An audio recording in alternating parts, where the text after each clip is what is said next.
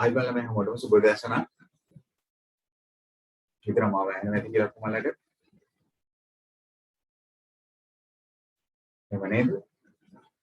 ඔන්න අපි තවත් අලුත් මාස එක පළමු සතියේ වැඩ ආරම්භ කරන්න හදන්නේ අපේ අමතර පන්තියේ. මේ සතියේ මම ආසනීයෙන් හිටපු ඉඳ පන්ති කරන්න බැරි වුණා. ඔන්න මේ සතිය තුළ අපි පටන් ගන්න හදන්නේ අපේ ඊළඟ කොටස මම ඔයාලට කියලා දෙන පොන්රික්ෂණ පන්තිය. අපි පළමු සති දෙක තුළ ඔයගොල්ලොත් එක්ක කතා කරා භාග කියන පාඩම 6 වසරේදී අපි ඉගෙන ගත යුතු වැදගත්ම පාඩමක්. ඒ වගේම දැන් ඔන්න අද පටන් ගන්න හදන දශම පාඩම. 6 දී අපි ඉගෙන ගත යුතු මොකද මේක මෙතනින් ඉදිරියට අරගෙන යා යුතු පාඩමක් වෙනවා. ඒ නිසා තමයි ඔයගලන්ට පොන්රික්ෂණ පන්තියම තමයි නැවත වතාවක් දශම පාඩම කියලා දෙන්න හිතුවේ. මොකද දශම පාඩමේදී භාග පාඩමේදී වගේම සමහරක් දේවල් අපේ කට්ටිය හරියටම අල්ලගෙන නැතුව ඇති. ඒ නිසා යොන්න මම නැවත වතාවක් දශම පාඩම පොඩ්ඩේ කට්ටිය ඔක්කොමලට කියලා දෙන්න හිතුවේ. මගේ පන්ති ආපු කට්ටිය මේ පාඩම දන්නවා. මගෙත් එක්ක වැඩ කළ නැති කට්ටිය සමහරක් විට ඔයගොල්ලෝ දන්නවා ඇති. කොහොම හරි ඉගෙනගෙන ඇති. මොකක් හරි දැනුමක් අද දවස් තුල මේ කරන පාඩමේදී අලුතෙන් එකතු කරගන්න ඉන්න කියලා හිතනවා. මගෙත් එක්ක මේ වැඩේ කරලා තියෙන කට්ටියට නැවත ওই ටික නැවත හොඳින් මතක් වෙන්න. මොකක් හරි අඩුපාඩුවක් වෙලා තිබ්බනම් ඔළුවේ ප්‍රශ්නක හිටියනම් ඒ ප්‍රශ්නේ අද කොහොම හරි එතනින් निराකරණය කරගන්න කියලා මම හිතනවා. හරි අද පැමිණීමේ යම් කිසි අඩුවක් තියෙනවා වගේ මට හිතෙන විදිහ. මම දැනේ සමහර කට්ටියට මේ පාඩම දන්නේ හින්දා ඇවිල්ලා නැතුව ඇති. හරි කමක් නැහැ. එවන අපි අද දවසේ වැඩ පටන් ගමු. දශම පාඩමේ යටතේ. මම මුලින්ම දශම හැඳින්වීම සහ ගණක රාමු තුල දශම සංඛ්‍යාවක් කොහොමද නිරූපණය කරන්නේ? ඒක ගැන ඔයගොල්ලන්ට කියලා දීලා ඉන්නවා. හරිද? ප්‍රධාන මාතෘකාව ලියන්න දශම. ප්‍රධාන මාතෘකාව ලියන්න දශම. ඉස්සෙල්ලාම මම කලින් සති දෙකේදී ඔයගොල්ලොත් එක්ක පොන්රික්ෂණ පන්ති වැඩ කරනවා වගේම මේ සතියේත් මම මුලින්ම කියන්නේ මම ඔයගොල්ලන්ට කියලා දෙන්න ඕනේ පාඩමට අදාළ સિદ્ધාන්ත. එහෙම නැත්නම් මේකේ තියරි කොටස් ටික. ඒක තමයි මුලින්ම කරන්නේ. ඊට පස්සේ මම ඔයගොල්ලන්ට දෙන්නම් ඔයගොල්ලන්ට අදාළව කර යුතු ගණන් ටික මොකක්ද කියලා. ඉස්සෙල්ලා මම පැහැදිලි කරන්නම් පාඩමේ ඇතුළත් වෙන්නේ මොනවද කියන එක. පාඩමේ අන්තර්ගතය මොකක්ද කියලා. හරිද? ප්‍රධාන මාතෘකාව දශම අනුමාතෘකාවක් ගන්න. අනුමාතෘකාවක් ගන්න. දශම හැඳින්වීම හා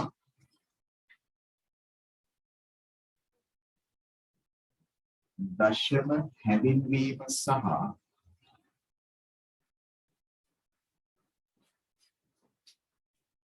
ගණක රාමු තුල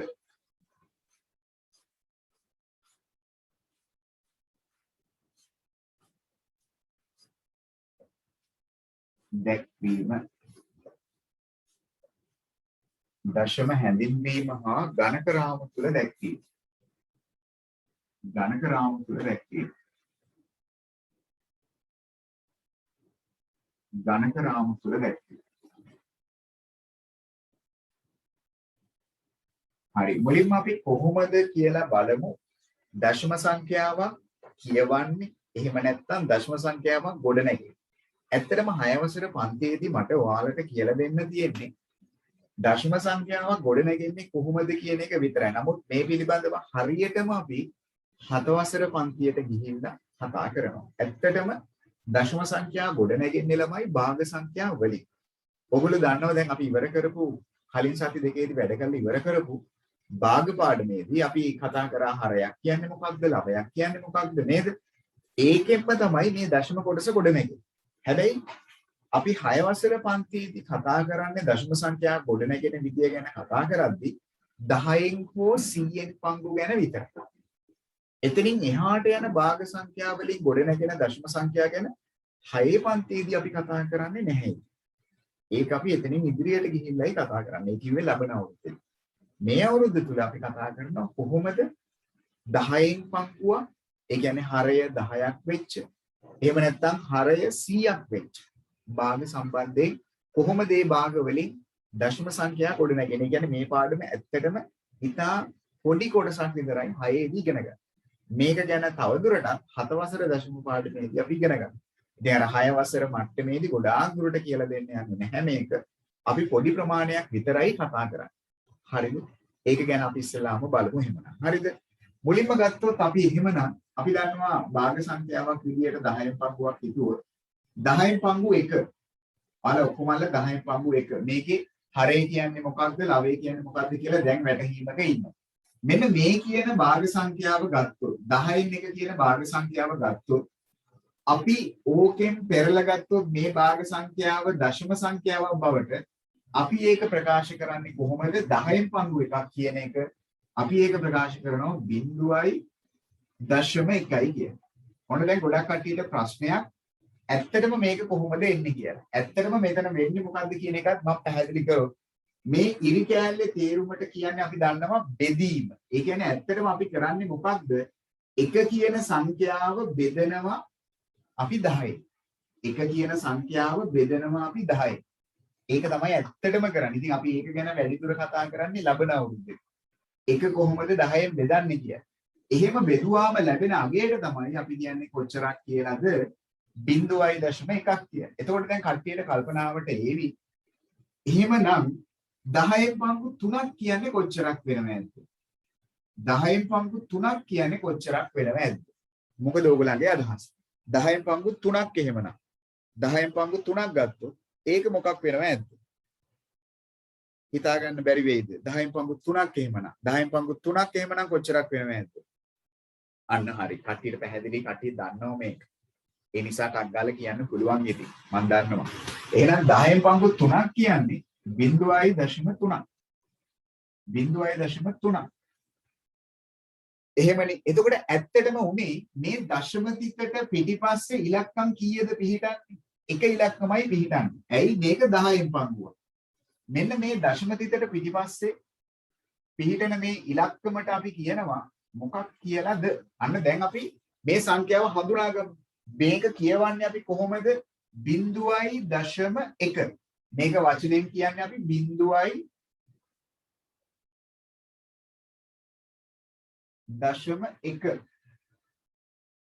මේක අපි වචනෙන් ලියන්නේ 0.1. එහෙනම් මේක 0.3. එතකොට මේකේ ස්ථානීය අගයන් ගැන කතා කරොත් මේ ස්ථාන ගැන කතා කරොත් දශම තිතට කලින් ඉන්න දශම තිතට දකුණු පසින් නෙමෙයි වම් පැත්තෙන් ඉන්න මේ දශම තිතට කලින් ඉන්න සංඛ්‍යාව මේකට අපි කියනවා එක ස්ථානය. ඒක අපි කලිනුත් දන්න දෙයක්. ඒකට අපි කියන්නේ එක ස්ථානය. ඒ ඇවිල්ලා එක ස්ථානය. එකේවා. මේ ඇවිල්ලා එකේවා. එක ස්ථානය කියන්නේ ඒකනේ. එතකොට දශම තිතට පිටිපස්සෙන් ඉන්න කෙනා දශම තිතට පස්සේ හම්බ වෙන පළවෙනි කෙනා එයාට අපි කියන්නේ මොකක් කියලාද? එයාට අපි කියනවා පළමු දශම ස්ථානය කියලා. පළමු දශම ස්ථානය කියලා. එයාට අපි කියන්නේ පළමු දශම ස්ථානය. එහෙම නැත්නම් දශම තිතට පස්සේ හම්බ වෙන පළවෙනි ඉලක්කම හින්දා එයා පළමු දශම ස්ථානය. තව ඉලක්කමක් තිබ්බනම් ඒකට අපි කියනවා දෙවන දශම ස්ථානය. තව ඉලක්කමක් තිබ්බනම් ඒකට අපි කියනවා තුන්වන දශම ස්ථානය. හරිද? දැන් මේ ඇවිල්ලා දශම තිතට පස්සේ එක ඉලක්කමයි තියෙන්නේ. එහෙනම් එතනට අපි කියනවා පළමු දශම ස්ථානය. ඒකේ වටිනාකම දැන් මෙතන එක ස්ථානයේ වටිනාකම එකේවනේ. හැබැයි පළමු දශම ස්ථානයේ වටිනාකමට අපි කියන්නේ කොච්චරක් කියලාද? 10න් පංගු එකේවා කියලා. 10න් පංගු එකේවා. මෙන්න මේවා අපි දැනගෙන සිටින්න ඕන. ස්ථානීය වටිනාකම. මම දන්නවා ඔයගොල්ලෝ ගොඩක් කට්ටිය මේක දන්නවා දැනටම. ඕක තමයි ඔන්න නැවත පොඩ්ඩක් ස්ථානීය අගයන් එක දශම ස්ථාන මම පැහැදිලි කරේ. හරි එහෙනම් 10න් පංගුවක් නම් පිළිගන්න පුළුවන් එකම එක දශම ස්ථානයේ පළමු දශම ස්ථානයේ විතරයි කිව්වේ දශම තිතට පිටිපස්සේ එකම එක ඉලක්කමයි තියෙන්න පුළුවන්. එකම එක ඉලක්කමයි. ඇයි? මේවා 10න් පංගු හින්දා. ඒ නිසා තමයි පළමු දශම ස්ථානය ගැන මම ඔන්න කිව්වේ. එහෙනම් අපි කට්ටිය මොකද ඔයගලන්ගේ අදහස? බලමු කාට හරි මේකට උත්තරයක් දෙන්න පුළුවන්ද කියලා. ඔව් මම හිතනවා කවුරු හරි එක්කෙනෙක් හෝ මේකට උත්තරයක් දෙවි කියලා. දැන් හිටපු කට්ටිය මගෙත් එක්ක කලින් වැඩ කරලා තියෙන කට්ටිය මේක පුළුවන් ද එහෙමනම් ඕගලන්ට දශම සංඛ්‍යාවක් බවට පත් කරන්න. 10න් පංගු 17. 10න් පංගු 17. හොඳයි. ගොඩක් කට්ටියගේ අදහසක් තියෙනවා. හොඳයි. එක්කෙනෙක් දෙන්නෙක් තුන් දෙනෙක් හරි පිළිතුරු එවනවා. හැබැයි ගොඩක් කට්ටිය වැරදි පිළිතුරු තමයි එවන්නේ. ඔව් ගොඩක් කට්ටියගේ උත්තරේ තමයි මෙන්න මේක. අහන්නකෝ දැන් අහන්නකෝ ගොඩක් කට්ටියගේ උත්තරේ මෙන්න මේක. 0.17 නේද? ඔව්. මගෙත් එක වැඩ කරලා නැති ගොඩක් අයගේ උත්තරේ මේක තමයි. මේක තමයි මගෙත් එක වැඩ කරලා නැති ඔක්කොමල්ලගේ උත්තරේ. ඒ කියන්නේ මේ පාඩම කවුරුත් හරියට ඉගෙනගෙන ඉඳලා නැහැ. ඒ කියන්නේ මේක වැරදි. මේක වැරදි. දැන් මගෙත් එක වැඩ කරපු උන් ටික දන්නවා මේකේ මොකද්ද වැරද්ද කියලා.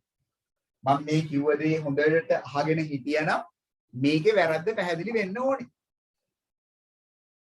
ඇයි? මම දැන් ඔයගලන්ට කිව්වා 10න් පංගු ආව නම් දශම තිතට පිටිපස්සේ එක ඉලක්කමයි නේද පිහිටන්න පුළුවන්. ඇයි? පළමු දශම ස්ථානේ විතරයි තියෙන්නේ. ඇයි 10න් පංගුනේ? ඒකට පළමු දශම ස්ථානේ ගැන විතරයි අදහසක්.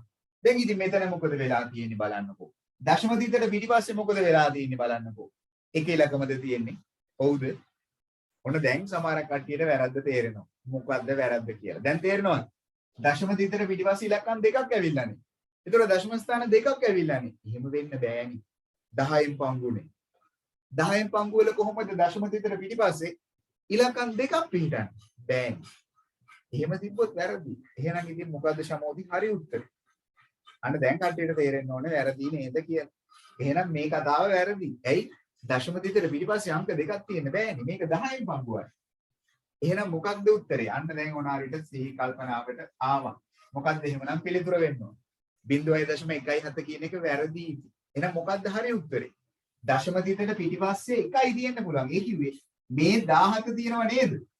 එහෙනම් කොහොමද තියෙන්න ඕනේ? දශම තිතට පිටිපස්සේ එක ඉලක්කමයි. ඒ කියන්නේ මේ සංඛ්‍යාවේ අග ඉඳලා එක ඉලක්කමයි තියෙන්න පුළුවන්. අග ඉඳලා එක ඉලක්කමක් පන්නලා තමයි අන්න දශම තිත තියෙනවා. එහෙනම් මේක අපි කියවන්නේ කොහොමයි කියලා? මේ සංඛ්‍යාව කියවන්නේ කොහොමද අපි? 1.7 කිය. එහෙම නේද? 1.7. එහෙනම් අපේ කට්ටිය දැන් දෙන්න බලන්න මේකට අදහසක්. මට දෙන්න බලන්න මේකට අදහසක්. 10න් පංගු 32. දැන් ඔයගොල්ලන්ට තේරුණා. දැන් දෙන්න බලන්න උත්තරේ මොකක්ද කියලා. අන්න දැන් කට්ටියට තේරුණා. දශම තිතට පිටිපස්සේ එක ඉලක්කමයි තියෙන්න පුළුවන්. ඇයි? මේවා ඔක්කොම 10න් පංගු. එහෙනම් පිටිපස්සේ ඉඳලා එක ඉලක්කමයි පන්නන්න ඕනේ දශම තිත තියන්නේ. එහෙනම් මොකක්ද පිළිතුර? අන්න දැන් කට්ටිය ඔක්කොම වලට තේරුණා. එහෙනම් මොකක්ද පිළිතුර? 3.2. 3.2. තේරුණාද? එහෙනම් 10න් පංගුවක් දශම සංඛ්‍යාවක් බවට පත් කරන විදිය. 10න් පංගුවක්. ඕක පටලව ගන්න එපා. හරිද? මම හිතනවා දැන් කට්ටියට වැඩේ පැහැදිලි වුණා කියලා. හරිද? පැහැදිලිද? 10න් පංගුවක් නම් දශම තිතෙන් පිටිපස්සේ පිහිටන්න පුළුවන් එක ඉලක්කමයි. දැක්කද? දශම තිතට පිටිපස්සේ පිහිටන්න පුළුවන් එක ඉලක්කම. හරි මං අමාරු එකක් දෙන්න. බලමු මේක කවුරු හරි කියාවිද කියලා.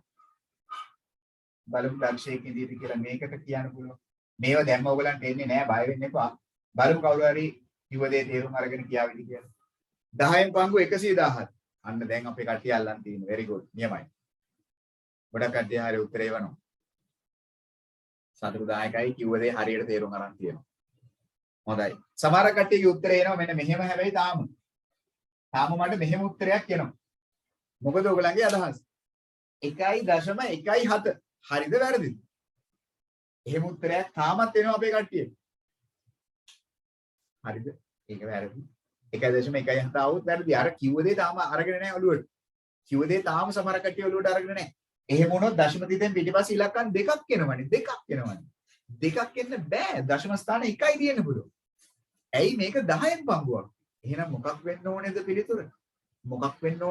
දශම තිතට පිටිපස්සේ එක ඉලක්කමයි තියෙන්න පුළුවන්. එහෙනම් මොකක් වෙන්න ඕනේද පිළිතුර? අන්න දැන් තේරුණා කට්ටියට. එහෙනම් මොකක් වෙන්න ඕනේද? 11.7. දශම තිතෙන් පිටිපස්සේ එක ඉලක්කමයි තියෙන්න පුළුවන්. විභූති දැන් පැහැදිලිද? දශම තිතෙන් පිටිපස්සේ එක ඉලක්කමයි තියෙන්න පුළුවන්. ඇයි එකක් තියෙන්න ඕනේ කියන්නේ? ඇයි මං එකක් තියෙන්න ඕනේ කියන්නේ? ඉතින් දෙයනේ මේවා 10න් පංගු. තේරුණාද? 10න් පංගු නම් දශම ස්ථාන එකයි තියෙන්න පුළුවන්. දශම තිතට පිටිපස්සේ එක ඉලක්කමයි තියෙන්න පුළුවන්. ඕක තමයි ඔන්න දශම හැඳින්වීමේ පළවෙනි කොටස.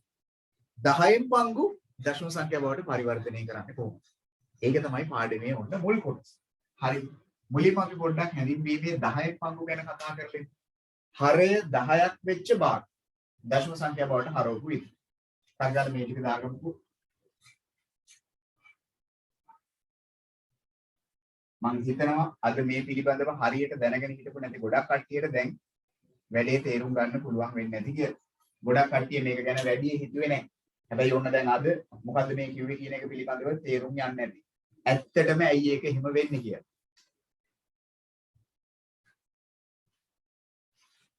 බොරු ලියන්න එපා. කරුණාකර හරියට බෝඩ් එක බලලා ලියා ගන්න. බොරු ලියා ගන්න එපා.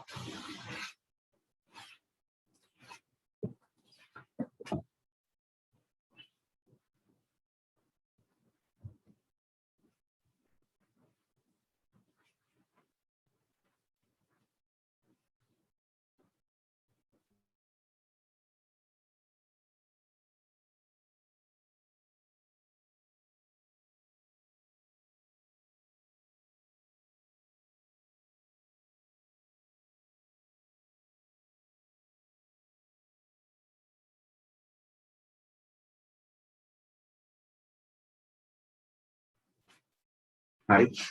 මේ සටහන දාගන්නටක් ගාලා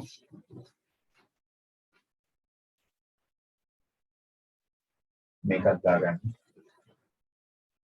කොහොමද කියවන්නේ කියන එක ස්ථානීය අගයන් වෙන්නේ මොනවාද කියන එක.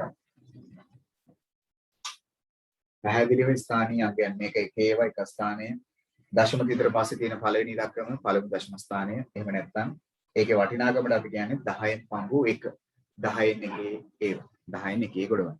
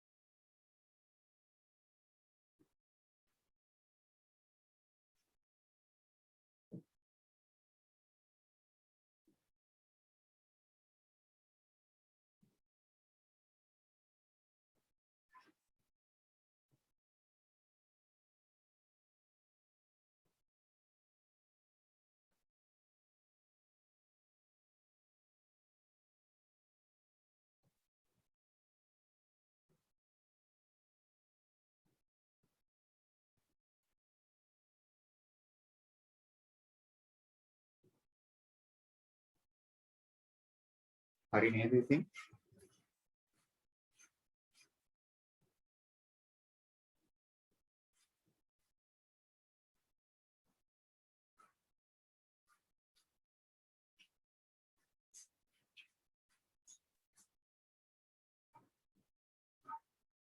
හරි. බලන්න. මේ කිව්ව සංඛ්‍යා කොහොමද ගණක රාමුවක පෙන්වන්නේ කියලා. මේ කියන දශම සංඛ්‍යා කොහොමද ගණක රාමුවක පෙන්වන්නේ කියලා. හරි. හරි. හිතන්නකෝ මෙන්න මෙහෙම. 10න් පංගු 1. එහෙම නැත්නම් 0.1. අපි 0.1 කියන සංඛ්‍යාව ගණක රාමුවක නිරූපණය කරනවා නම් මේක අපි ගණක රාමුවක පෙන්වුම් කරනවා නම් 0.1 කියන සංඛ්‍යාව ගණක රාමුවක නිරූපණය කරනවා නම් මෙන්න මෙහෙමයි ඔයගොල්ලෝ මේක හිතන්න ඕන. මෙන්න මේකයි ඔයගොල්ලෝ කල්පනා කරන්න ඕන. ඉස්සෙල්ලාම බලන්න මේ දීලා තියෙන සංඛ්‍යාව දශම සංඛ්‍යාව තුල අංක කීයක් තියෙනවද කියලා. මේ ලිව්ව දශම සංඛ්‍යාව තුල හරිද අංක කීයක් තියෙනවද? මොකද ඔයගොල්ලෝ කියන්නේ? මේක ඇතුලේ ඉලක්කම් දෙකක් තියෙනවා. එකක් බිංදුව එකක් 1. ඉලක්කම් දෙකක් තියෙනවනේ. එහෙනම් ඕගොල්ලෝ ගණක රාමුව අඳින්නේ මෙහෙමයි. මේ දුන්න සංඛ්‍යාව තුල ඉලක්කම් දෙකක්. සංඛ්‍යා දෙකක් තියෙනවා. එහෙමනම් මුලින්ම ඇඳගන්න පෙට්ටි දෙකක්. පෙට්ටි දෙකක් ඇඳගන්න. ඇයි ඉලක්කම් දෙකක් නෙදින්නේ? ඒ නිසා පෙට්ටි දෙකක් ඇඳගන්න. ඔන්න බලන්න මම ගණක රාමුව අඳින්නේ බබාලට කියන විදිහ. මුලින්ම ඇඳගන්න පෙට්ටි දෙකක්. ඇයි ඉලක්කම් දෙකක් තිබෙන්නේ. ඊට පස්සේ මේ සෑම පෙට්ටියකම හරි මැද්දෙන් කූරක් ඇඳගන්න. මේ කියන ඒවා තේරෙන්නේ නැපෙයි මහ ලොකු දේවල් නෙවෙයි. ඇයි දැන් මම පෙට්ටි දෙකක් ඇඳේ මෙතන සංඛ්‍යා දෙකක් තිබ්බ හින්දා. ඒ සෑම පෙට්ටියකම හරි මැද්දෙන් කූරක් ඇඳගන්න. ඇත්තනේ ඔන්න ගණක රාමුවේ සැකිල්ල ඇඳගන්න. ගණක රාමුවේ ඔන්න සැකිල්ල ඇඳගන්න. ඊට පස්සේ දශම තිතර පිටිපස්සේ පිටින්නේ එක ඉලක්කම. හරි දශම ස්ථාන එකයි තියෙන්නේ. දශම තිතර පිටිපස්සේ පිටින්නේ එකම එක ඉලක්කමයි. එහෙනම් අපේ ස්ථානීයයන් ලකුණු වෙන්න පටන් ගන්නෙ 10න් පංගු වලින්. ඇයි? දශම තිතර පිටිපස්සේ එක ඉලක්කම. එහෙනම් මම කිව්වා එතන ස්ථානීය අගයට මොකක් කියලා? 10න් පංගු 1. එහෙනම් 10න් පංගු 1. එතනට අපි කියන්නේ 10න් පංගු 1 ඒවා. ඊළඟට දශම දිතට කලින් තියෙන එක කියනවා. ඒකට මම කිව්වේ මොකක් කියලාද? එක ස්ථානේ. එහෙනම් එතන ඉන්නේ 1 ඒවා. එතන ඉන්නේ 1 ඒවා. ඔන්න ඔහොම ස්ථානීය අගයන් ටික ලකුණු කරගත්තා.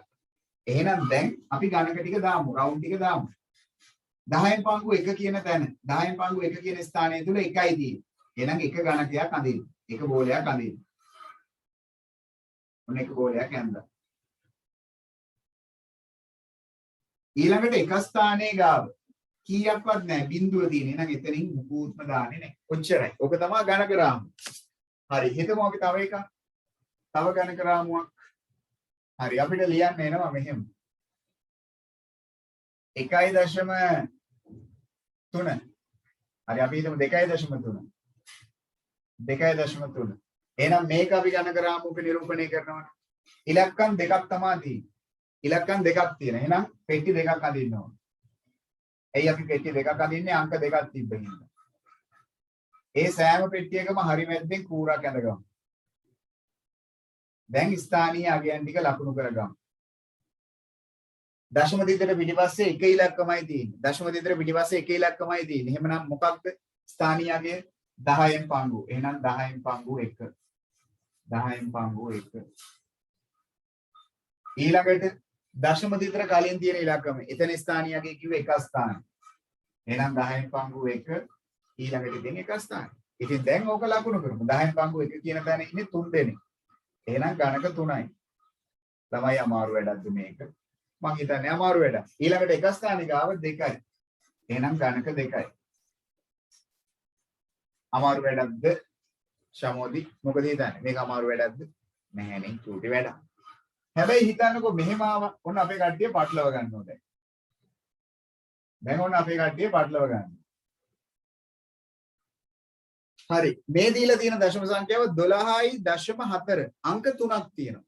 1යි 2යි 3යි. එහෙනම් පෙට්ටි 3ක් අඳින්න ඕනේ.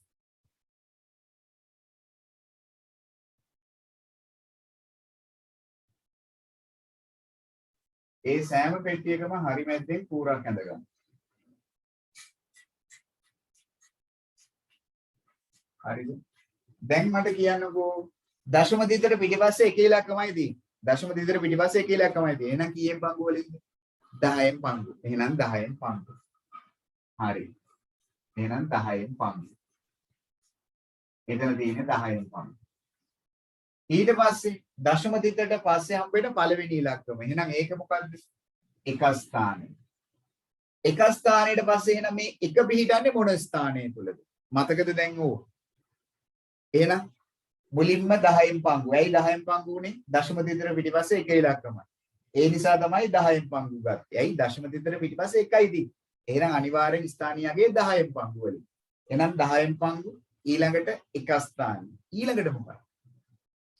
එක ස්ථානෙට පස්සේ හම්බෙන ස්ථානේ මොකක්ද? very good දස ස්ථානේ. very good. එහෙනම් ඒ තියෙන්නේ 10න් පංගු.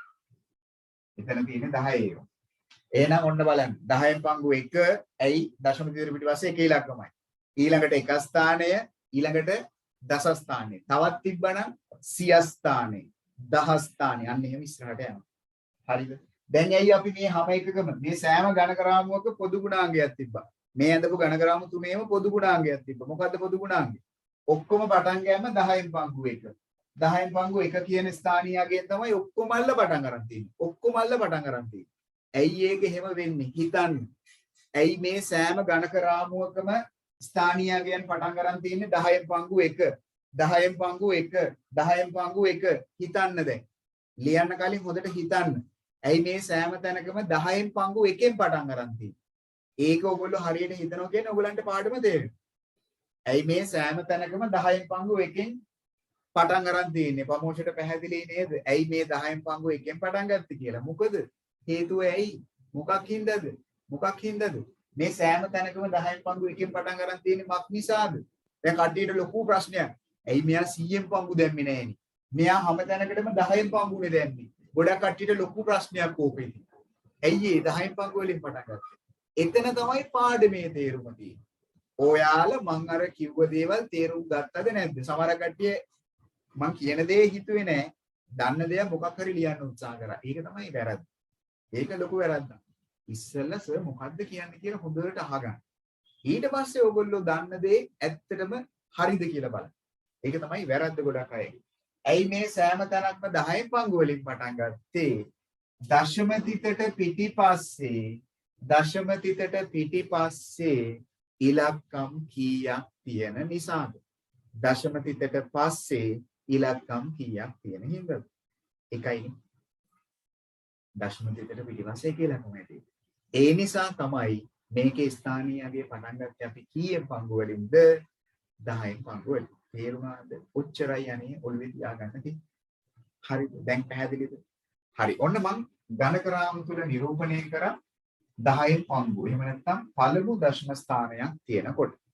හරි. මේ තුන ඇඳ ගන්න තාකාලා.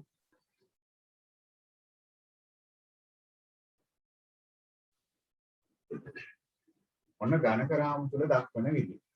පිළිවෙලකට දාමු තාකාලා.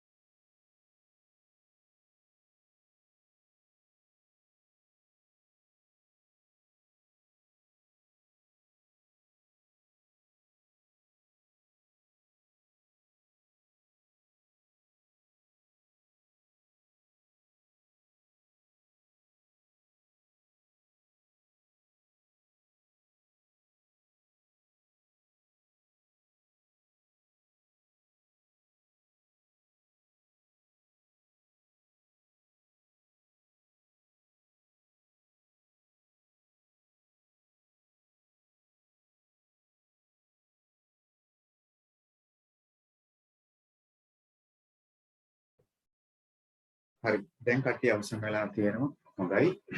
දැන් අපි බලමු එහෙමනම්. දැන් මේ මුලින් කතා කරේ දශම හැඳින්වීමේදී 10න් පංගු ගැන.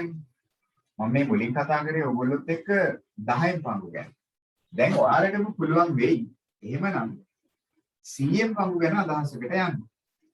දැන් 10න් පංගු එකක් වුණොත් 0.1. එහෙමනම් 100න් පංගු එකක් වුණොත් මොකක් වෙනව ඇද්ද? 100න් පංගු එකක් වුණොත් මොකක් වෙනව ඇද්ද? හිතමු බලන්න. 100න් පංගු එකක්. 10න් පංගු එක නම් දශම තිතර පිටිපස්සේ එක ඉලක්කමයි තිබ්බේ.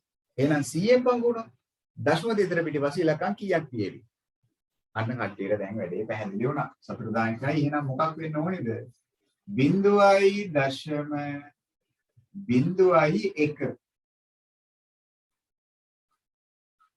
මොකද එතන වුනේ දශම තිතට පිටිපස්සේ ඉලක්කම් දෙකක් ආවා. දශම තිතට පිටිපස්සේ ඉලක්කම් දෙකක්.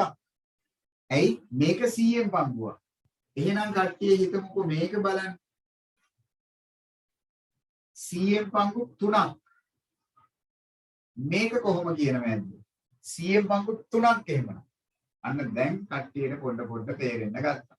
0.03 දශම තිතට පිටිපස්සේ ඉලක්කම් දෙකක්. ඇයි දැන් දෙකක් එන්නේ? ඉස්සල එකයි න්යා. ඉස්සල 10න් පංගු. දැන් 100න් පංගු. දැන් ආවද මොකක් හරි පැහැදිලි චිත්‍රයක් ඔළුවට? මොකක්ද ඇත්තටම මෙතන වෙන්නේ කියලා? හිතන්න මේක එහෙමනම් 100න් පංගු 17. දෙන්න බලන්න කල්පනා කරලා අදහසක්. 100න් පංගු 17. එහෙනම් කොහොමද මේක කියන්නේ? අන්න කට්ටියට දැන් වැඩේ පැහැදිලි. එහෙනම් 0.01ද? සමහරක් අයට එහෙමත් හිතෙනවා ඉතින්. 0.01ද? නැහැනේ. එතකොට අනේ දශම තිතර පිටිපස්සේ අංක 3ක් ඇවිල්ලා. ඔව් තිසරණ යන අදහසකින් ඉන්නවා. එහෙනම් ඉලක්කම් 3ක් වෙන්න පුළුවන්ද? බෑනේ. මෙතන 100න් පංගුනේ. එහෙනම් දශම තිතර පිටිපස්සේ ඉලක්කම් දෙකයි තියෙන්න පුළුවන්. එහෙනම් මොකක් වෙන්න ඕනේද? 0.1 1.7. දැන් තේරුණාද කට්ටිය? ඕක තමයි 100න් පංගු. හරි නේද? එහෙනම් මේකේ ස්ථානීයයන් ටික අපි ලකුණු කරමු. කොහොමද අපි ස්ථානීයයන් ලකුණු කරන්නේ? අපි මේකත් බලමු. තව එකක් බලමු. මට දෙන්න මේකට උත්තරයක් එහෙමනම් පුළුවන් නම් දක්ෂයෙක් ඉන්නවා නම් 100න් පංගු 223. 100න් පංගු 223. මොකද හිතන්නේ? මොනරි 100න් පංගු 223. අන්න දැන් නම් අපේ කට්ටිය හරියටම එවනවා. අන්න දැන් හරි තැන ගොඩක් අය ඉන්නවා. සතුටුදායකයි. කොහොමද කියන්නේ? දැන් කට්ටිය කල්පනා කරනවා ඉතින් බින්දු. දැන් විපුති කල්පනා කරනවා මේකේ බින්දු දාන්නේ නැද්ද?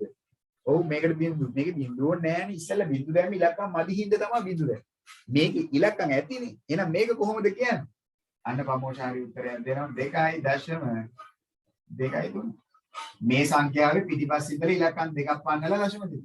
පිටිපස්සේ ඉඳලා ඉලක්කම් දෙකක් පන්නලා දශම තිත. දැන් මෙතන කට්ටිය කල්පනා කරනවා ඉතින් ඉස්සෙල්ලා බින්දු තිබ්බනේ. දැන් බින්දු නැහැ. ඉතින් බින්දුව නෑනේ.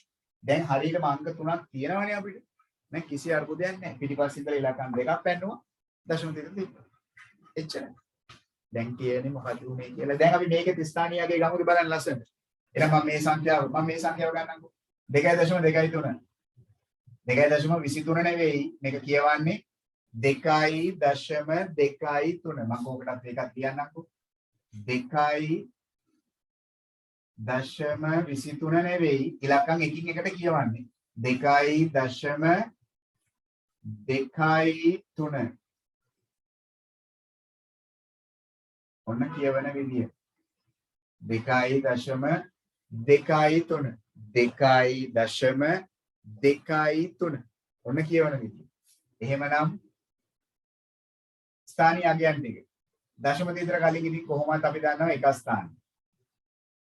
එතන ඉන්නේ එක ස්ථානයි. එහෙම නැත්නම් එකේ ඒවා. දශම තිතර පස්සේ හම්බ වෙන පළවෙනි ඉලක්කම. අපි අර කලින් කතා කරමු. දශම තිතර පස්සේ හම්බ වෙන පළවෙනි. එයාට අපි කිව්වේ පළමු දශම ස්ථානය. එයා පළමු දශම ස්ථානය. එයාගේ වටිනාකම කියන්නේ 10න් පංගු. 10න් පංගු එකේ ඒවා. එතන වටිනාකම 10න් පංගු එකේ ඒවා. එහෙනම් දශම තිතර පස්සේ හම්බ වෙන දෙවෙනි අංකය. එයාට අපි මොකක් කියලාද කියන්නේ? ඉතින් මෙයා පළමු දශම ස්ථානයේනේ. එහෙනම් අනිකා දෙවන දශම ස්ථානය. එයා දෙවන දශම ස්ථානය. එයා දෙවන දශම ස්ථානය. එතකොට එයාගේ වටිනාකම ගැන මොකද ඔයගලන්ගේ අදහස? එයාගේ වටිනාකම very good. අන්න දැන් කට්ටියට එකක් හරියට පැහැදිලි වුණාට පස්සේ දෙවෙනි එක හරියට ඇවිල්ලා. පළවෙනි දශම ස්ථානයේ වටිනාකම 10න් පංගුනේ. එහෙනම් දෙවන දශම ස්ථානයේ වටිනාකම වෙන්න ඕනේ කොච්චරද? ඔව් 100න් පංගු. එතන වටිනාකම 100න් පංගු. එහෙනම් 100න් පංගු එකේ එනවා. ඔන්න ස්ථානීය අගයන්ටි. ඔන්න ස්ථානීය අගයන්ටි. එහෙනම් දැන් ඔයගොල්ලෝ දන්නවා මේ සෑම සංඛ්‍යාවකදීම ඇයි දශම තිතට පිටිපස්සේ අංක දෙකක් ආවේ? දශම තිතට පිටිපස්සේ ඇයි අංක දෙකක් ආවේ? මේ ඔක්කොම කීයෙන් පංගු නිසාද? 100න් පංගු නිසා. එතකොට දශම ස්ථාන දෙකක් තියෙනවා.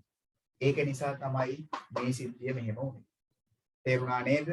දැන් මම හිතනවා අද දවසේ මේ පාඩමට සම්බන්ධ වෙන මුලින්ම මගෙත් එක්ක Taman ගොඩක් දේවල් ඔන්න අලුතෙන් ඉගෙන ගන්න ඇති. මට හිතෙනවා ඒ කතාව. මොකද ගොඩක් කට්ටිය මට පළවෙනි එකේ උත්තර ටික එවද්දි අවබෝධයෙන් නෙවෙයි උත්තර ටික එව්වේ. හැබැයි දැන් කට්ටිය අවබෝධයෙන් යුතුව උත්තර එවනවා. ඒක ගැන සතුටුයි. දැන් අවබෝධ වුණා ඇත්තටම 10න් පංගු කොහොමද 100න් පංගු කොහොමද දශම වෙන්නේ කියලා. හරි මේකත් දාගමු ටක් ගාලා. මෙන්න 100න් පංගු.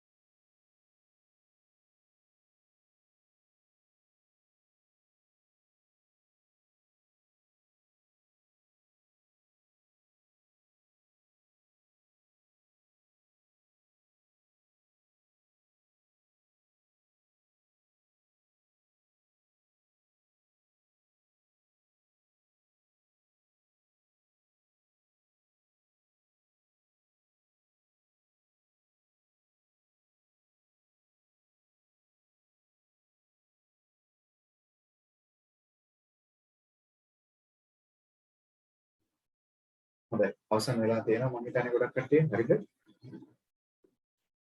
හරියට ස්ථානීය ගැන ටික ලකුණු කරගත්තද බලන්න. එක ස්ථානය, ඊළඟට පළමු දශම ස්ථානය, දෙවන දශම ස්ථානය. හරි. දැන් අපි බලමු එහෙමනම් දශම ස්ථාන දෙකක් සහිත මෙවැනි සංඛ්‍යා ගණක රාමුවක දැන් අපි ඉස්සෙල්ලා දශම ස්ථාන එකක් සහිත. ඒ කියන්නේ දශම දෙතර පිටිපස්සේ එක ඉලක්කමක් සහිත ඒවා ගණක රාමුවක නිරූපණය කරන විදිය පේනවා.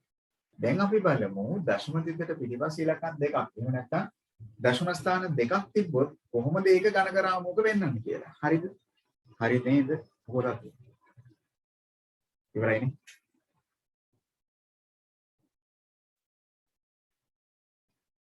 හොඳයි. මම යනවා ඉදිරියට. හරිද? මම ගණක රාමුවක් පෙන්නන්න. දශම ස්ථාන දෙකක් සහිත. මෙයාලා හරි බලමුකෝ මෙහෙම. මේ කියන සංඛ්‍යාව 2.1.3 2.1.3 ඔය කියන සංඛ්‍යාව ගණක රාමුවක නිරූපණය කරන්නේ කොහොමද කියලා. මම කලින් කිව්ව විදියම අංක ගාන බලන්න. ඉලක්කම් 3ක් තියෙනවා. එහෙනම් පෙට්ටි 3ක් ගහගන්න. පෙට්ටි 3ක් ඕන.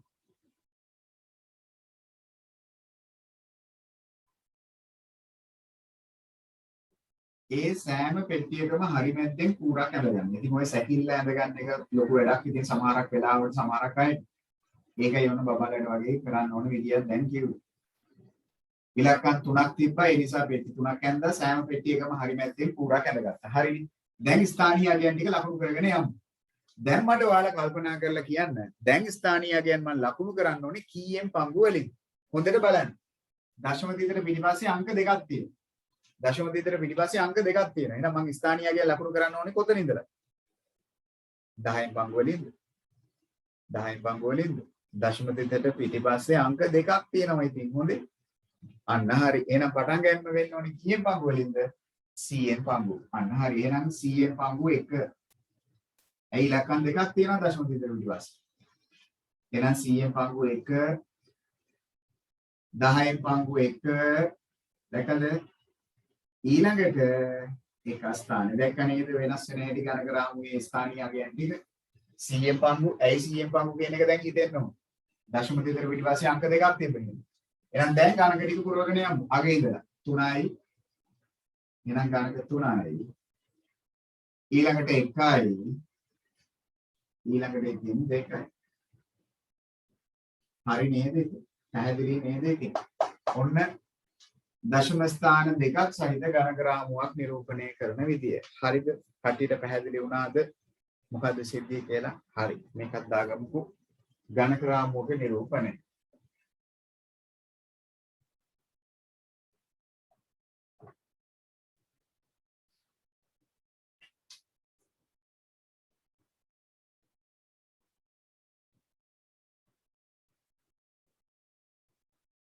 හරි. මේ ගණක රාමුව තනියම නිර්මාණය කරන්න බලන්න.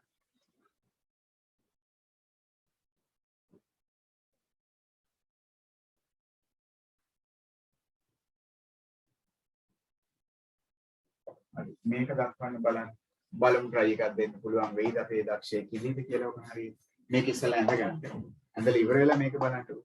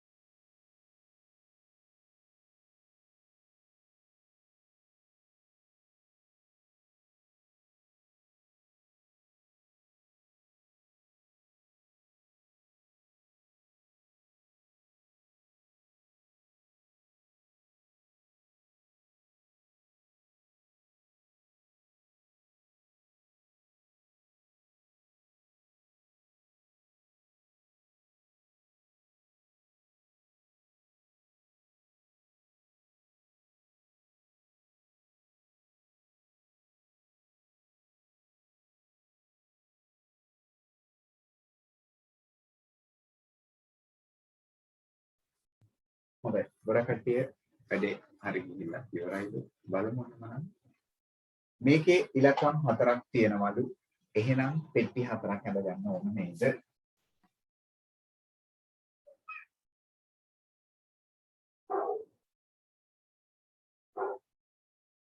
ඒ සෑම පෙට්ටියකම හරි වැද්දෙන් කූරක් හැද ගන්න.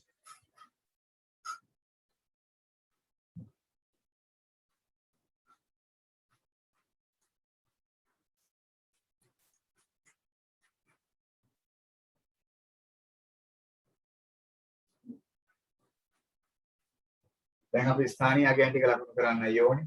දශම තිතට පිටිපස්සේ අංක දෙකක් තියෙනවා. එහෙනම් ස්ථානීය අගයන් පටන් ගන්න 100න් පංගු වලින් 1000න් පංගු නෙවෙයි 100න් පංගු වලින්. ඇයි දශම තිතට පිටිපස්සේ අංක දෙකක් තියෙනවා. එහෙනම් 100න් පංගු 1 10න් පංගු 1 ඊළඟට 10න් පංගු වලට පස්සේ එක ස්ථාන. එක ස්ථානෙට පස්සේ හම්බ වෙන්නේ දස ස්ථාන. මෙන්න මේ විදියට. බලන්න හරිද කියලා. ඔව් ප්‍රමෝෂ හොඳයි. එහෙනම් 10න් පංගු නෙමෙයි මුලින්ම 100න් පංගු. ඇයි 100න් පංගු වෙන්නේ? දශම තිතට පස්සේ අංක දෙකක් තිබෙනවා. අංක 3ක් තිබ්බනම් තමයි 10න් පංගු. ඒවා අපිට කතා කරන්න දැනට නැහැ. දශම තිතට පිටිපස්සේ අංක දෙකයි තියෙන්නේ. එහෙනම් 100න් පංගු වලින් පටන් ගන්න ඕනේ. හරි නේද? එහෙනම් අගෙන්දල පුරවන් ආවොත් අන්තිම එක 2යි. ඊළඟට 1යි. ඊළඟට ඔන්න 3යි. ඊළඟට ඔන්න 2යි. අගෙන්දල ඔන්න පුරවන් ආවොත්.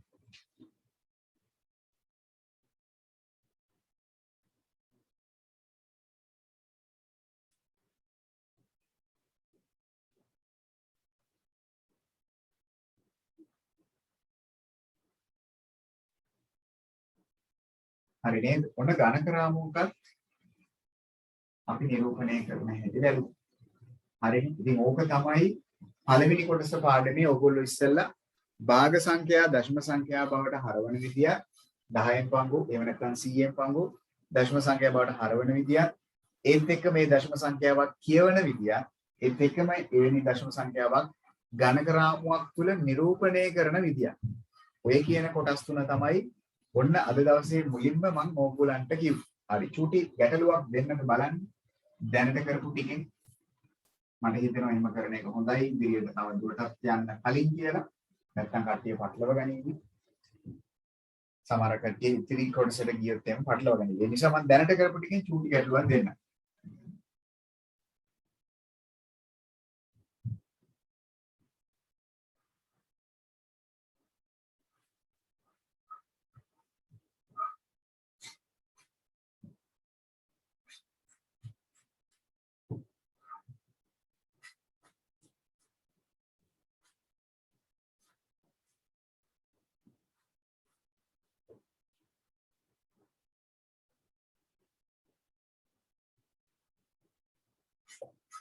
හරි. පහත භාග සංඛ්‍යා දශම සංඛ්‍යා බවට හරවන්න. පහත භාග සංඛ්‍යා දශම සංඛ්‍යා බවට. ඔන්න මම භාග ටිකක් දෙනවා. ඔයගලන්ට දෙන්නේ සංඛ්‍යාලයක දශමයක් විදිහට කියන්නේ. දශම සංඛ්‍යාව බවට හරවන්න තමයි ඔයගලන්ට දෙන්නේ. පොඩි වැඩක් අමාරු වැඩක් නෙවෙයි.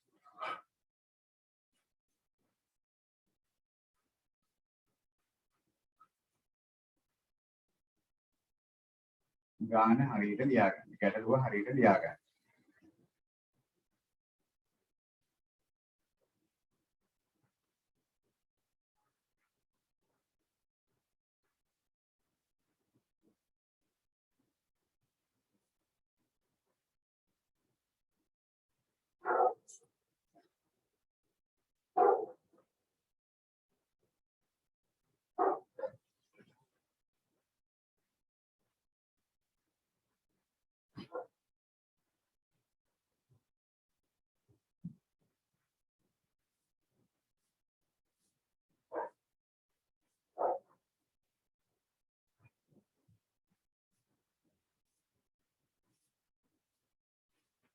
හරි. සංඛ්‍යාල බලමු.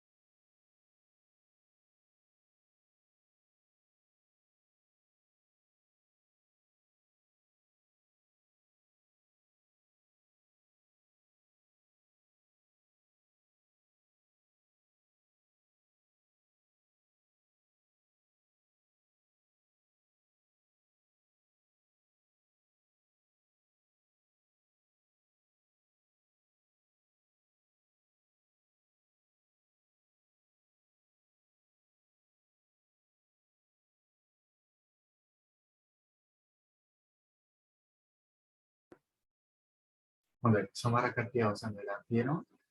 නෑ වගේ ඕන කෙනෙක්ට පුළුවන්.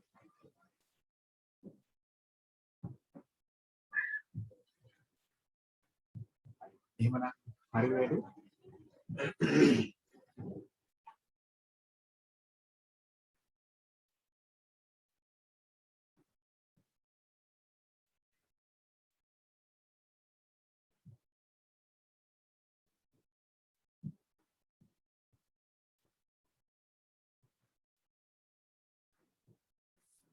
හොඳයි. අපි බලමු මොනවද දැන් නම් වෙලාව ඇති. ඉතින් පළවෙනි එක 10න් පංගු 7ක්.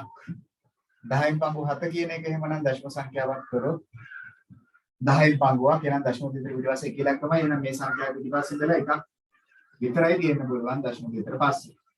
එහෙනම් 0.7 0.7 ඉතින් හරිද වැඩි? ඒක නම් හරි. හොඳයි. ඊළඟට 100න් පංගු 9. 100න් පංගු දශම දෙකකට පිටිපස්සේ ඉලක්කම් දෙකක්. අන්න දැන් විදුලිත වැඩි තේරිලා තියෙනවා. එහෙනම් 0.9 දශම දෙකකට පිටිපස්සේ අංක දෙකක් එන්න ඕනේ. ඇයි? 100න් පංගුවක් හින්දා. ඊළඟට 100න් පංගු 13. 100න් පංගු 13. ඒකත් 100න් පංගුවක්. එහෙනම් දශම දෙකකට පිටිපස්සේ අංක දෙකක්. එහෙනම් පිටිපස්සේ ඉතල ඉලක්කම් දෙකක් තියෙන්න ඕනේ 13.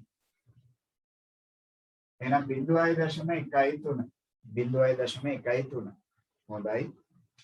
ඊළඟ එක ඔන්න වැඩේ කාලා ඇති. මොකද කියන්නේ? ඔව් 0.13 කියලා තමයි ගොඩක් කට්ටිය කියන්නේ. එහෙමද?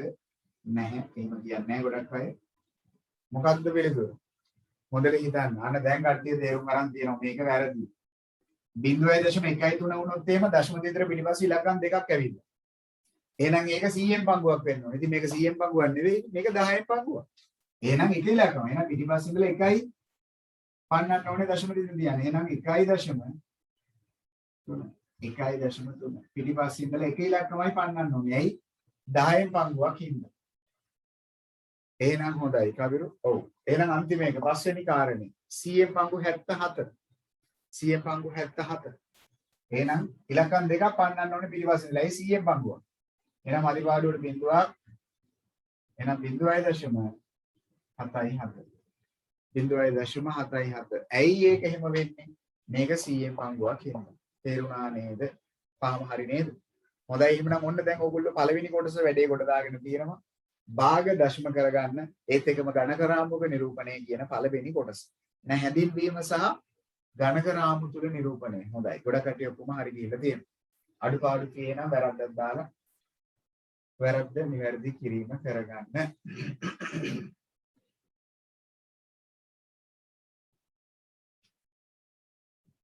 හරි. මගේ දෙවෙනි ප්‍රශ්නේ.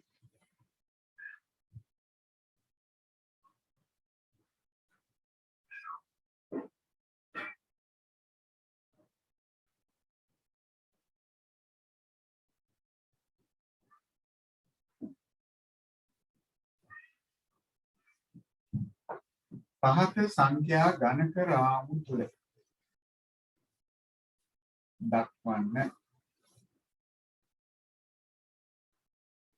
බල මේ මේ වැඩේ හරියට කරාද කියලා.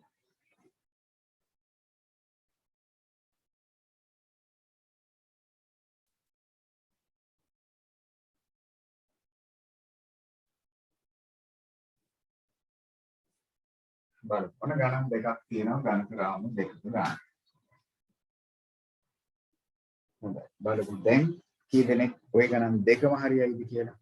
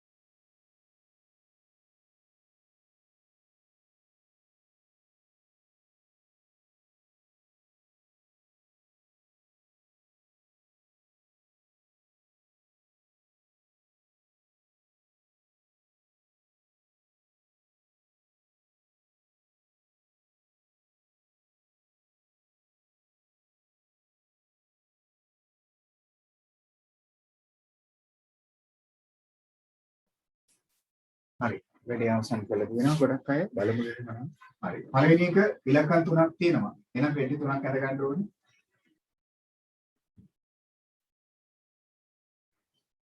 ඉලක්කම් තුනක් තියෙන ඉඳලා පෙට්ටි තුනක්. සෑම පෙට්ටියකම හරි මැද්දෙන් කූරක් ඇඳගමු. ඔන්න අපේ සැකිල්ල. හරි දැන් එහෙමනම් බලමු ස්ථානීය අගයන් ටික ලකුණු කරන හැටි. ඔව්. දශම දෙකේ පිටිපස්සේ අංක දෙකක් තියෙනවා. එහෙනම් ස්ථානීය අගයන් ලකුණු වෙන්න පටන් ගන්න ඕනේ කීයෙන්? දශම දෙකේ පිටිපස්සේ අංක දෙකක් තියෙනවා. ඔව්. ප්‍රමෝෂය හොඳයි. හොඳයි. කීයේ පංගු වලින්ද පටන් ගන්න ඕනේ? දශම දෙකේ පිටිපස්සේ ඉලක්කම් දෙකක්. ඉලක්කම් දෙකක් තියෙනවා. එහෙනම් 10න් පංගුද? නෑ. දශම දෙකේ යහපති ඉලක්කම් දෙකක් තියෙනවා. එහෙනම් 100න් පංගු වලින්. අන්න හරි. එහෙනම් 100න් පංගු 1 ඊළඟට 10න් පංගු ඊළඟට එක ස්ථානෙ. වැඩි විනාශ කරගෙනද බලන්නේ නෑ නේද?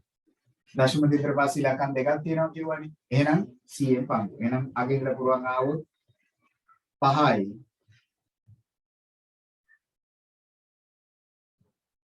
2යි 1යි. හරි නේද? වැරදි තියෙනවා නම් අඩුපාඩු හරි ගස්ස ගන්න. 100 පංගු වලින් පටන් ගත්තේ ඇයි කියනවා නම් ආපෞසරයක් දශම දෙකේ පිටිපස්සේ ඉලක්කම් දෙකක් තිබ්බ නිසා. මේක ගත්තොත් ඉලක්කම් තුනක් තියෙනවා. එහෙනම් පෙට්ටි 3යි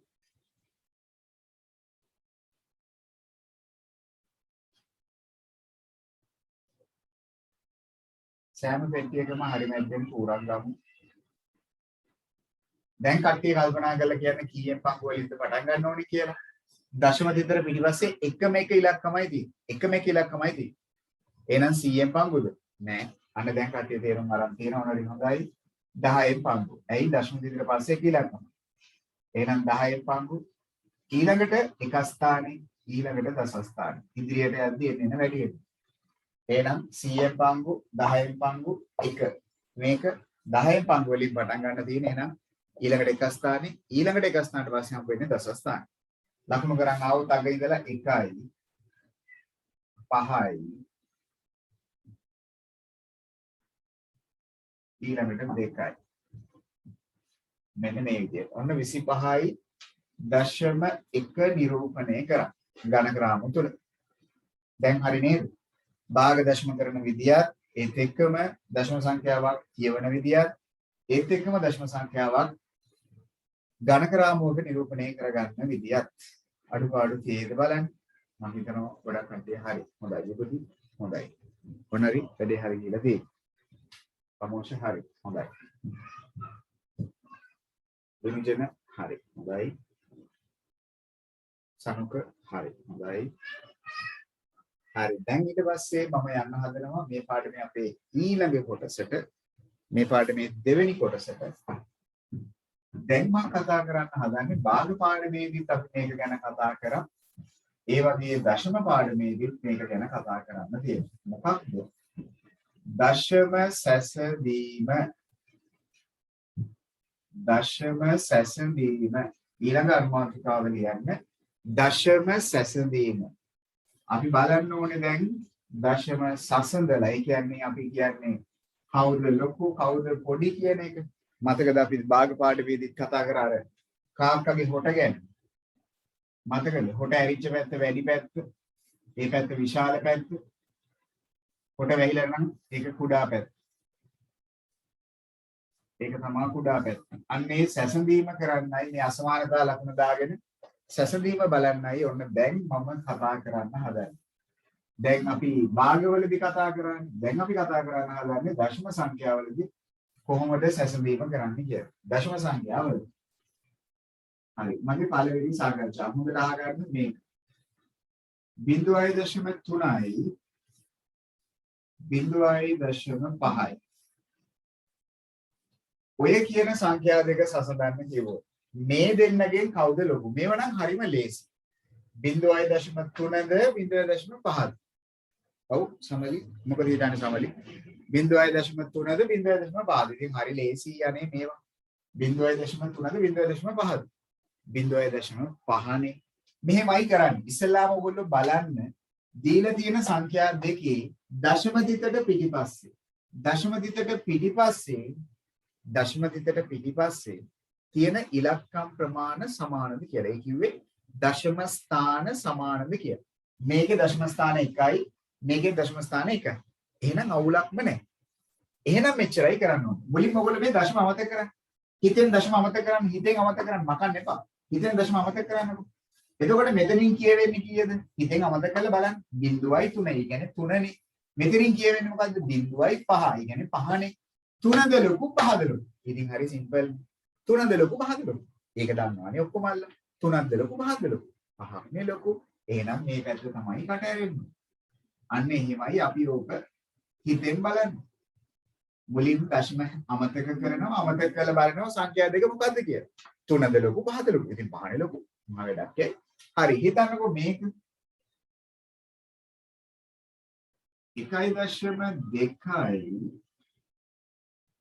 1.2.7යි. පළවෙනියටම බලන්න ඕනේ දශම ස්ථාන ගැලපෙනවද? මේකේ දශම දිතර පිටිපස්සේ එක ඉලක්කමයි. මෙතනත් දශම දිතර පිටිපස්සේ එක ඉලක්කමයි. මොකද ඔයගොල්ලෝ කියන්නේ? එහෙනම් අවුලක් නැහැ. 1.2ද ලොකු 0.7ද ලොකු. 1.2ද 0.7ද. මොකද ඔයගොල්ලන්ගේ අදහස? 1.2ද ලොකු 0.7ද ලොකු. අන්න දැන් කට්ටියට තේරුණා. දශම අමතක කරලා හිතන්න. මේකේ දශම ස්ථාන සමානව තියෙනවා. මෙතනත් එක ඉලක්කමයි මෙතනත් එක ඉලක්කමයි. එහෙනම් අවුලක් නැහැ. එහෙනම් දශම අමතක කරලා හිතන්න. දශම අමතක කරලා හිතුවොත් මේක 12.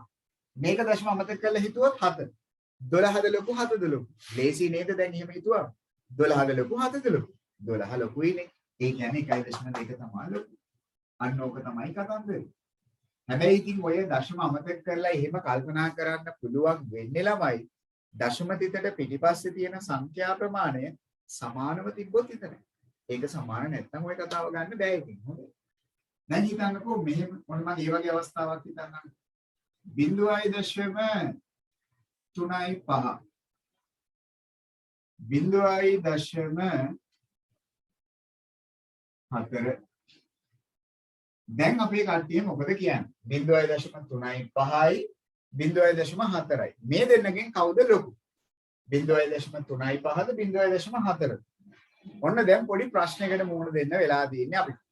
ඔව් ගොඩක් කට්ටිය කියනවා 0.3.5 තමයි ලොකු කියලා නේද? ඔව් ගොඩක් කට්ටියගේ අදහස 0.3.5 තමයි ලොකු කියන්නේ. ඔව් ඒ ඉතින් අතන 35නේ නේද? මෙතන 4නේ නේද? ඒ නිසා 35 ලොකුයි 4ට වඩා. ඒක තමයි අපේ මීහරක් වැල්ල කල්පනා කරන්නේ. ඔව්. මෙතන තියෙන්නේ 35නේ, මෙතන තියෙන්නේ 4නේ. ආයෙනම් 35 ලොකුයිනේ 4ට වඩා. ඒ නිසා මේ පැත්ත තමයි ලොකු. එහෙම කියන්න බෑ ඔක. ඇයි එහෙම කියන්න බැරි? ඇයි බැරි? මෙතන දෙයියනේ තියෙන්නේ දශම දිතර පිටිපස්සේ ඉලක්කම් දෙකක්. මෙතන තියෙන්නේ දශම දිතර පිටිපස්සේ ඉලක්කම් එකක්. එතකොට අපිට එකපාර තීරණයකට යන්න පුළුවන්ද? බෑ. ඇයි බැරි? දශම ස්ථාන වෙනස්. එහෙනම් මුලින්ම මොකද කරන්න ඕනේ? සමාන කරගන්න. මෙතන තියෙන ඉලක්කම් දෙකක්නේ. මෙතන තියෙන ඉලක්කම් එකක්නේ. එහෙනම් මේකත් ඉලක්කම් දෙකක් බවට පත් කරගන්න. ඔන්න දැන් විභූති කල්පනා කරනදී අපි කොහොමද එහෙම ගාන වෙනස් කරන්නේ? අපිට පුළුවන් වෙනස් කරන්න. කොහොමද වෙනස් කරන්නේ? 4ට පිටිපස්සේ කෙනෙක් ඉන්නවා. පේන්නේ නැහැ තමයි. කවුද අනේ පේන්නේ නැතුව ඉන්නේ? බින්දුව. අන්න ඒක මතක තියාගන්න. 4ට පිටිපස්සේ ඕගොල්ලන්ට ඕන තරම් බින්දු තමයි ඉන්නේ. එහෙනම් මෙතන ඉලක්කම් දෙකක් ඉන්න මෙතනත් ඉලක්කම් දෙකක් කරන්න මදිපාඩුවට බින්දුවක් දාන්න. බින්දු විතරයි. ඊළඟට දැන් අපේ කට්ටිය කල්පනා කරනවා අපිට කැමති ආගයන් අපිට දාන්න පුළුවන් නේද? 7 8 ඕන එක. එහෙම දාන්න බෑ. බින්දු විතරයි දාන්න ඕන. එහෙනම් දැන් ඕගොල්ලෝ තීරණය කරා 0.3.5 0.4යි බින්දුව. දැන් තීරණය කරන්නකෝ බලන්න. කවුද ලොකු? මෙතන දැන් බලන්න දැන් අමතක කරලා හිතන්න දශම අමතක කරලා හිතන්න මොකද හිතන්නේ? අන්න දැන් කට්ටියට පොඩ ඕන දැන් සී කල්පනාවට එනවා. මෙතන 35 දෙයියනේ මෙතන 40. එහෙනම් දැන් තේරෙනවද ඔයාලට මම මේ කියන කතන්දරයේ තේරුම? එහෙනම් 35ද ලොකු 40ද ලොකු 40 ලොකු. දැන් දැනගෙන හිටියේ නෑ නේද උක? ඔන්න දැන් එහෙමනම් තේරුම් ගන්න. දැන් මේ කතාව අපේ කට්ටිය මම ඊට කලින් කරලා තියෙනවා. හැබැයි සමහරක් උන්ට මතක නෑ මේක. 0.3.5ද එහෙනම් 0.4ද. එහෙනම් 0.4 පැත්ත තමයි ලොකු. මතක තියාගන්න දශම ස්ථාන සමානව තිබ්බේ නැත්තම් සමාන කරගන්න ඕනේ. දැන් ලසිනි ඔන්න මම හිතනවා දැන් වැඩේ මොකක්ද සිද්ධිය කියන එක හරියට පැහැදිලි වුණා කියලා. මගෙත් එක්ක ඔන්න පළමු වතාවේ වැඩ කරන ළමයි ටික ඔන්න ඔහොම තමයි දශම අපි සැසඳීම කරන්නේ. හරිද? හිතලා දෙන්න බලන්න හොඳ අදහසක් බලන්න මේකට.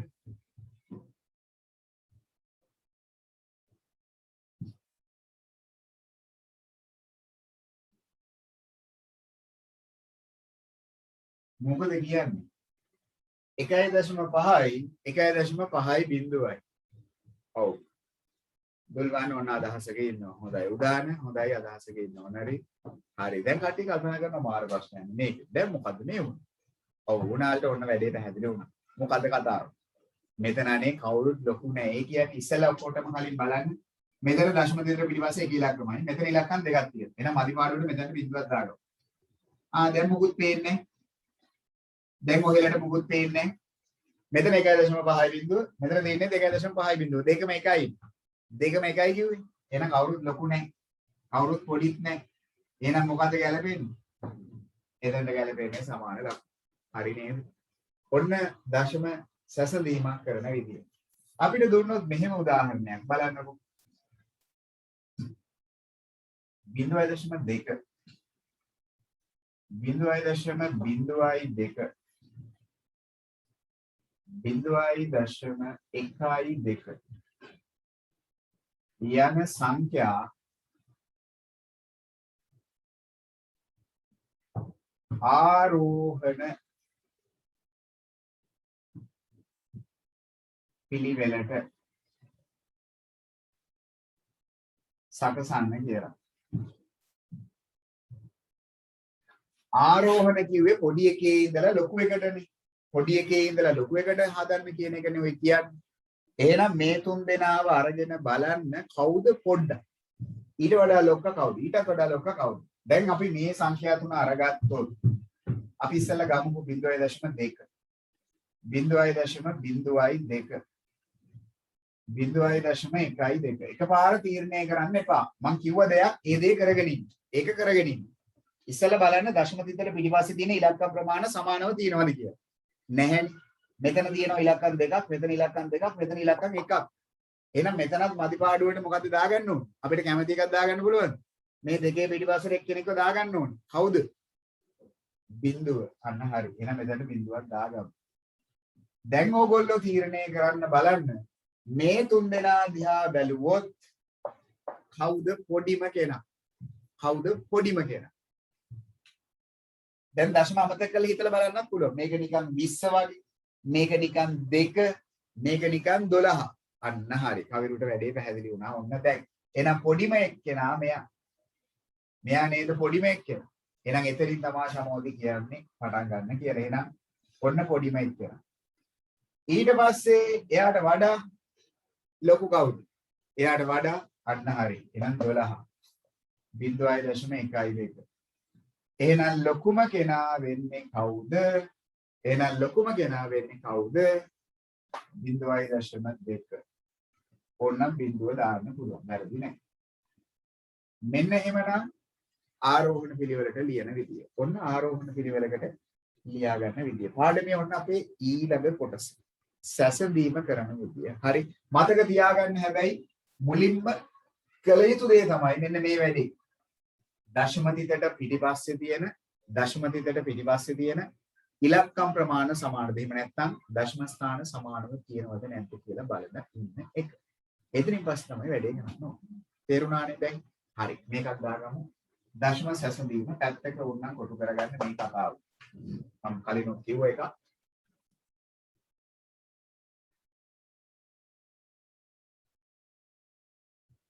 මේ උදාහරණ ටික දාගන්න. බොරු ලියන්න එපා හැබැයි.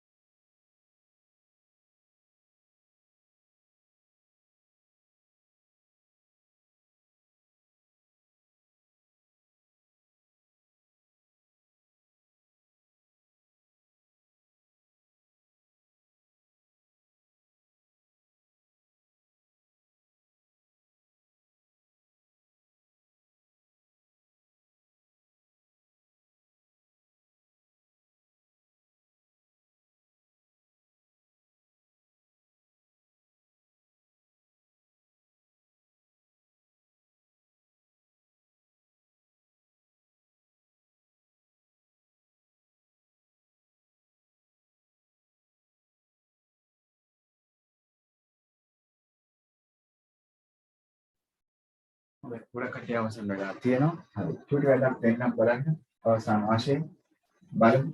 හරියට හොයාගන්නද කියලා.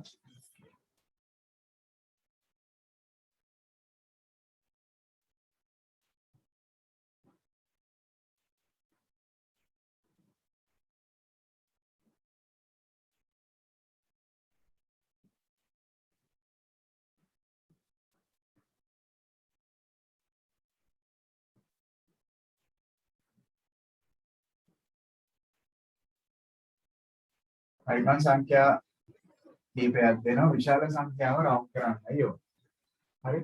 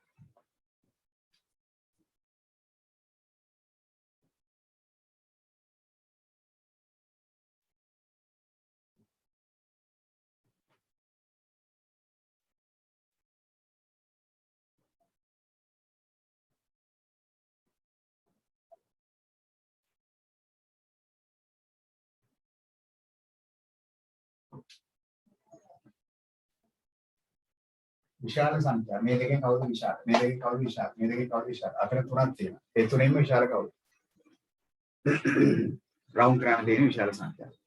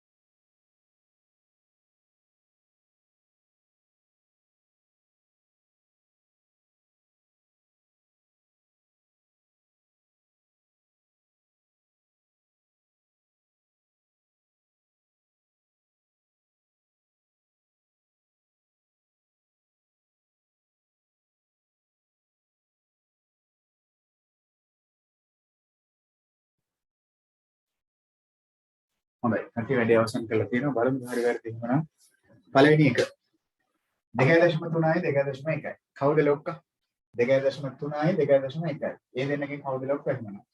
විශාල සංඛ්‍යාව වෙන්නේ කවුද? 2.3. අන්න හරි. මේ දෙන්නගෙන් විශාල එහෙමනම් 2.3. ඒක පැහැදිලිනේ හොඳට. ඊළඟ එක 0.7යි 0.9. ඒ දෙකේ කවුද ලොක්ක? 0.9. එන රවුම් වෙන්න ඕනේ 0.9. දශම දෙතර පිටිපස්සේ තියෙන ඉලක්කම් ප්‍රමාණයන් සමානයි. එහෙනම් කිසි අර්බුදයක් නැහැ. කෙලිම තීරණය කරන්න පුළුවන්. අනික ගත්තොත් 0.5යි 0.4යි 5යි. කවුද ලොක්ක? අන්න දැන් අපේ කට්ටිය හරි පිළිතුරු දෙනවා. අපිට එකපාර තීරණය කරන්න අමාරුයි. මොකද දශම දෙතර පිටිපස්සේ ඉලක්කම් දෙකක් මෙතන එකක්. මදි පාඩුවල බිඳුවක් දාගෙන තමයි තීරණය කරන්න ඕනේ. එහෙනම් දැන් පේන්න ඕනේ. මෙතන 45 මෙතන 50. එහෙනම් 50නේ ලොකු. මෙන්න ලොකු එක කියන්නේ. එතන වැරදිලා ඇති සමහරක් විතර කට්ටියගේ. නෑ එහෙම වෙලා නෑ. ගොඩක් කට්ටිය හරි. අවසාන කතාව පොඩ්ඩක් විතර හිතන්න මම හිතන්නේ අපේ කට්ටියට අමාරු වුණාද බන්දා. නෑ එහෙම වෙලා නෑ. මොකද කියන්නේ? මෙතන 3 විතරයි තියෙන්නේ. එතකොට ගොඩක් කට්ටිය කල්පනා කරනවා 3 දශම තිත නැද්ද? නෑ ළමයි තියෙනවා. ඒක තියෙන්නේ පිටිපස්සේ. ඊට පිටිපස්සේ ඕන තරම් මොනවාද තියෙන්නේ? බින්දු තමයි තියෙන්නේ. ඕන තරම් බින්දු, ඕන තරම් බින්දු. එහෙනම් මෙතනත් ඔන්න දෙකක් කරගත්තා, මෙතනත් දෙකක් කරගත්තා, මේකත් දෙකක් කරගමු. දැන් බලන්න කාගේද තීරණේ? මෙතන නිකන් හරියට 300 වගේ. මෙතන 303 වගේ. මෙතන නිකන් 330 වගේ. එහෙම නේද? එහෙනම් කවුද ලොකුම? 330 ඒ කියන්නේ 3.3. ඔයාලා කිව්වා හරි. එහෙනම් ලොකුම කෙනා කවුද? 3.3. එහෙම නැත්නම් 3.3යි බිඳුව කියලා දාගත්තත් කමක් නැහැ. වැරදි නෑ. ඔන්න දශම සංඛ්‍යා අපි සසඳන විදිය. ඔන්න අපි දශම සංඛ්‍යා සසඳන විදිය. ඉතින් අද දවසේ තුල කොටස් 4ක් ගැන මම ඔයාලට කියලා දුන්නා. පළවෙනියටම දශම හැඳින්වීම යටතේ කොහොමද 10 පංගුවක් හරි 100 පංගුවක් හරි දශම සංඛ්‍යාව බවට පත් වෙන්නේ. ඊළඟට කොහොමද ඒක කියවන්නේ? කොහොමද අපි ඒක ඝනකරාත්මක නිරූපණය කරන්නේ? ඔය කියන කොටස් තුන මුලින්ම මම පැහැදිලි කරා. භාගයක් දශමයක් කරගන්නේ කොහොමද? ඒක කියවගන්නේ කොහොමද?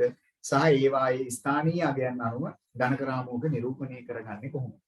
අවසාන වශයෙන් මම දශම පාඩමේ අන්තිමට කියලා දුන්නා දැන් ඔන්න දශම සංඛ්‍යා සැසඳීමක් කරගන්නේ කොහොමද? කවුද ලොකු එක්කෙනා කවුද පොඩි එක්කෙනා? ඒක පැහැදිලි කරන්නේ කොහොමද කියලා. හරිද? හොඳයි එහෙනම් ඔන්න අදට මම වැඩේ මෙතනින් නතර කරනවා. ඔයගොල්ලෝ කළ යුතු වැඩ ටික මම ඔයගලන්ට එවන්නම් group එකට PDF එකක්. ඔයගලන්ට පුළුවන් ඒක බලාගෙන වැඩ ටික කරන්න. homework ටික කරන්න ඕනේ මොනවද කියන එක මම ඔයගලන්ට දාන්න. හරි ලබන සතියේ තුල අපිට කතා කරන්න පුළුවන් ඊට පස්සේ මේකේ තව අවසාන කොටස කියනවා කොහොමද දශම සංඛ්‍යා එකතු කරන්නේ අඩු කරන්නේ කියලා. ඒක චූටි වැඩක්. ඒක මම එන් පස්සේ කියන්නේ. හරිද? එහෙනම් අදට වැඩේ මෙතනින් නතර කරන්නම්. හිතනවා ප්‍රයෝජනයක් අපේ ළමයි ටික ගන්න ඔක්කොමල්ලා. හිටපු කට්ටිය නැවත ඒක මතක් කරගන්න ඇති. අලුතෙන්ම සම්බන්ධ වෙච්ච කට්ටියටත් යම් කිසි දෙයක් අලුතෙන් ඔයගොල්ලෝ ඉගෙන ගන්න ඇති. නොදන්න දේවල් ටික හරියට ඉගෙන ගන්න ඇති කියලා මම හිතනවා. හරි එහෙනම් ආයිබෝවන් අපේ කට්ටිය ඔක්කොමල්ලාට හම්බෙපු ලබන සතියේම පරිස්සමෙන් ඉන්න උත්සාහයක් මම